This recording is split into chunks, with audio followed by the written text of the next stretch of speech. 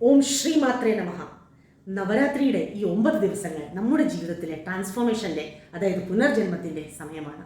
മഹിഷാസുരമർദ്ദിനിയായ ദേവി മഹിഷാസുരനെ വധിച്ചതുപോലെ നമ്മുടെ ഉള്ളിലെ ആസുരിക ഭാവങ്ങളായ ദ്വേഷം, വെറുപ്പ്, വൈരാഗ്യം, അസൂയ, ഈഗോ, കോപം എല്ലാം മാറ്റി ഉള്ളിൽ ഉറങ്ങിക്കിടക്കുന്ന ദൈവിക ചൈതന്യത്തിനെ ഉണർത്തി നമുക്ക് ഇച്ഛാശക്തിയും ജ്ഞാനശക്തിയും ക്രിയാശക്തിയും പ്രദാനം ചെയ്യുന്നു.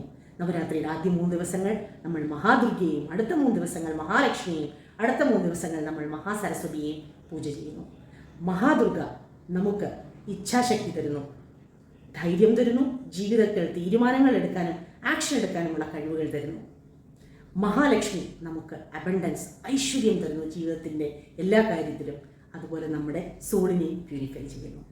മഹാസരസ്വതി നമുക്ക് എൻലൈറ്റ്മെൻറ്റ്, പ്രകാശം നമ്മുടെ ജീവിതത്തിൽ ചൊരിയുന്നു മുമ്പോട്ട് പോകാനായിട്ട്. എല്ലാവരുടെയും ജീവിതത്തിൽ ദേവിയുടെ അനുഗ്രഹം ഉണ്ടാകട്ടെ എന്ന് പ്രാർത്ഥിച്ചുകൊണ്ട്